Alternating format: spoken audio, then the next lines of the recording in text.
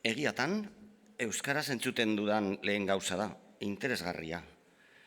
Eta nolatan New Yorkera? Lagun bat dut New Yorkeko unibertsitatean irakasle. Mark Radman. Poesia eskolak ematen ditu berak eta itzalditxo bat ematera gonbidatu nau. Poesiari buruz, ni oso poesia irakurle txarra naiz. Ez da soilik poesiari buruz. Kesmuko hilarriak jarri diot izenburua. Kesmu Estoniako herri txiki bat da, han Baltikoaren ertzean. Europako 7 hizkuntzatako idazleak bildu ginen bertan. Ze interesgarria. Eta zu zerk ekarri zaitu Europara? Nire aitak.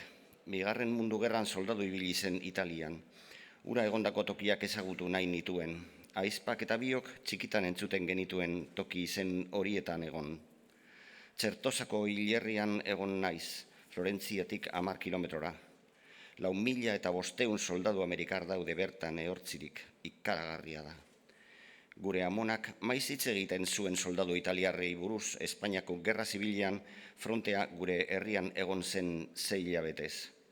Herriko gizonek alde egin zuten itsasontzietan Bilbo aldera beldurrez. Amona bakarrik geratu zen. Kontua da, soldadu italiarrak saltu zirela herrira eta herriko emakumeen atzetik ibiltzen zirela. Amonaren atzetik ere bai, alzutenak bai, genio bizikoa zen Amona eta aizkora erakusten zien leiotik. Gustuko dut zure Amona. Dena den gaizki pasa zuen jendea ere egon zen. Badago kanta bat horren adibide dena. Zer dio ba kantak? Turubik daude, ume txikize eta baltz-baltza italiano txikize.